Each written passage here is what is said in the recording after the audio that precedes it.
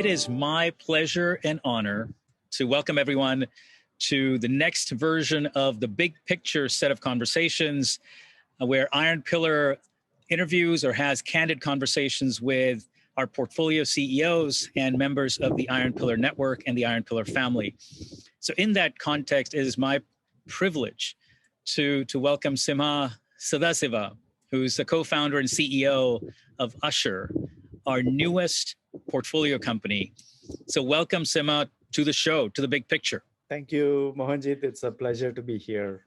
I always enjoy talking to you, so I'm looking forward to this. So let's dive right in. You've had a fascinating and phenomenal journey. Just take me through, your life and especially your technology life, and eventually co-founding Ushur. So if I were to segment my entire work experience, the first, I would say, third of my career, 20 plus year career, was largely building really groundbreaking software as an engineer, and then moved over into management and really understood the nuts and bolts of building teams and all the trial by fire of being a leader. And then the second part of my career has been mostly focused on entrepreneurship and, learning all about, being scrappy and taking concepts and taking them out to market. So hopefully getting better by the day.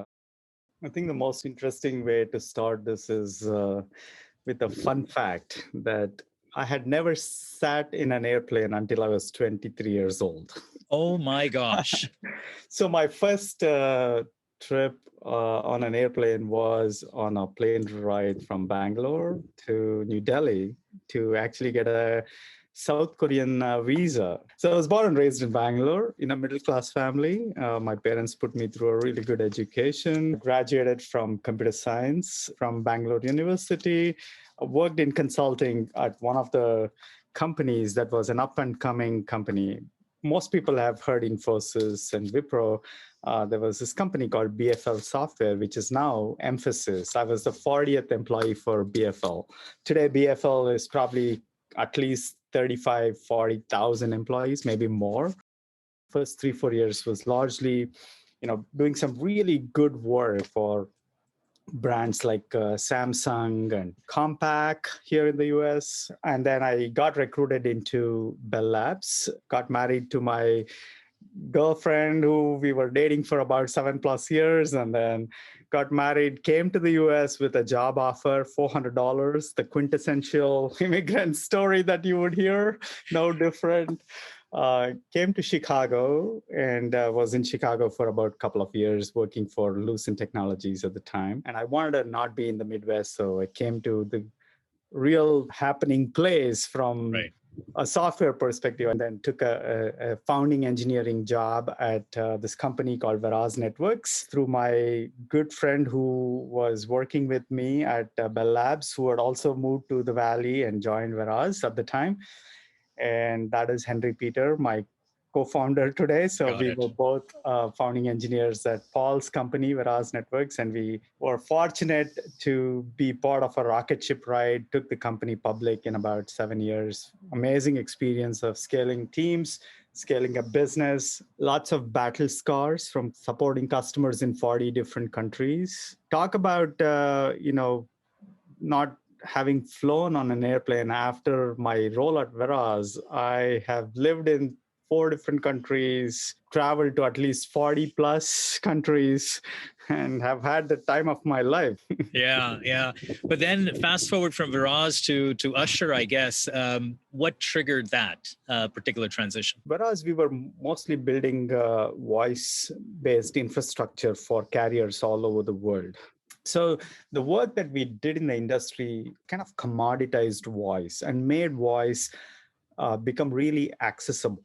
Before consumer VoIP happened, there was a lot of VoIP infrastructure that was built in the carrier network. That was what actually made voice really become cheaper. But during my career at Veraz in the late 2000s, the world was changing right in front of our eyes.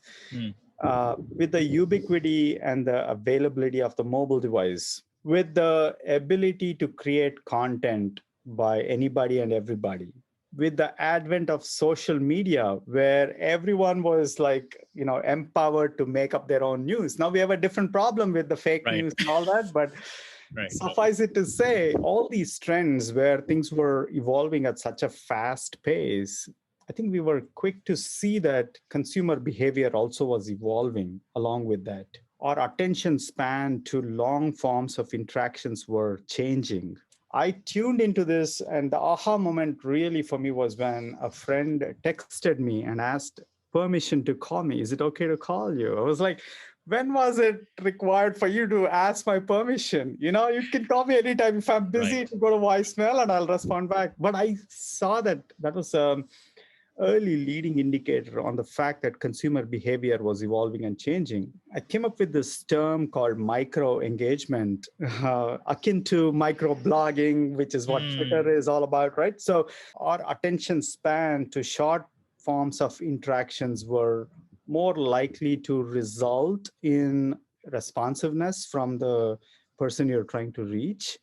And so I coined the word micro engagement, and I felt that with the evolution of this consumer behavior, there was an opportunity for us to enable businesses to interact with their constituents, employees, end customers, whosoever they have a relationship with, to enable and drive these micro engagements. So that was the starting point. We tuned into some of those leading indicators of how things were evolving, and I saw that there was an opportunity for us to build a platform. So this was in the 2014, 2015 time period. Henry and I were thinking about this particular problem and changing behavior, and we said, I think there's an opportunity here to build something. So we quit our jobs and then took the plunge into what we know today is Ushur.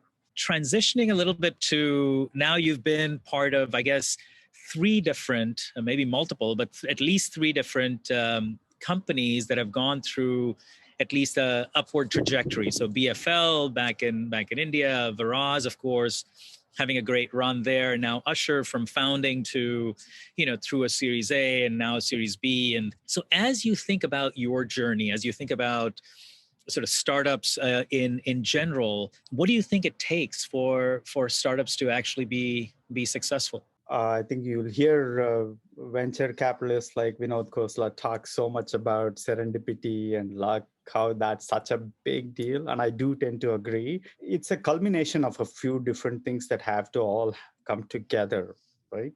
You need to be working on the right problem statement, right? Don't solve any problem that's not worth solving.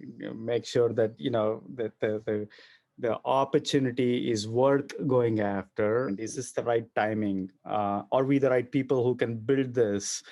Those are all things that we think about, because when Henry and I were thinking about starting a company, and we knew that this was a problem we wanted to solve, we can build the technology, we can market the technology, and we can recruit the right team. Because I do believe that the founding team and the DNA that you bring on early on is what enables you to succeed downstream as well.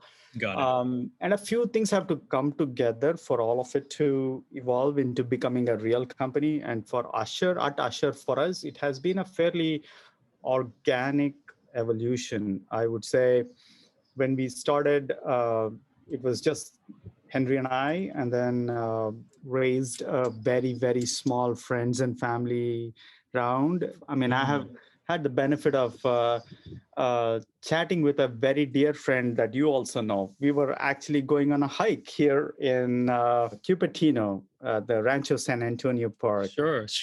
So Sridhar Chandrasekhar and I are good friends. So Sridhar and I were on a hike, and I was like, hey, this is what I'm thinking. What do you think? He was like, love it. Absolutely makes sense. Go ahead, do it. I will invest. Good to have friends like Sridhar. Absolutely. Wonderful. Another friend who actually is a very successful entrepreneur himself.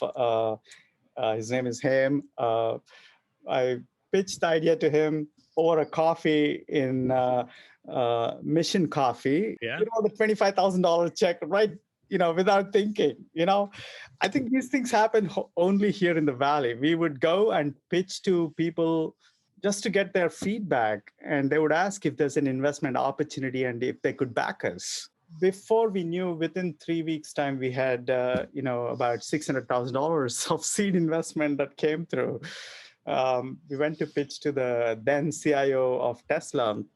He was like, "Hey, is there an investment opportunity? Love the idea. I think that there's something here. I would love to, support you and help you," and wrote a $100,000 check. The amazing thing here, though, Simha, is they were not necessarily backing the idea, right? They were backing you, because all of these folks that you talked about, whether as investors or themselves potentially as entrepreneurs, know that things change and things pivot, and what you write in your business plan, if you have a business plan, will almost never come true exactly. I mean, kudos to you, because obviously you had built a relationship, a rapport, a reputation with with these individuals who are willing to back you, after a 15-minute or 30-minute coffee. It's not just you, the founders, right? You need to have a team that you can actually bring on to actually help you get there. So for us, I think we have organically grown.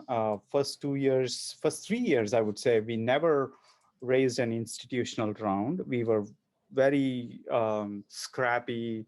We spent less than $1.5 million in building the core product. We had our first 2-3 customers by the time using our product, without us having raised a round. And then after we raised a round, that's when we started to worry about other aspects of like bringing the core team together. And now we have the next phase of our evolution, right? So we started to think about product market fit, and now we are working on the go-to-market fit, which is the next phase of the journey, where you can actually apply specific metrics to your customer acquisition. So we have very organically grown that way. We haven't forced anything. Serendipity is still a big part of this, and that's how you and I met.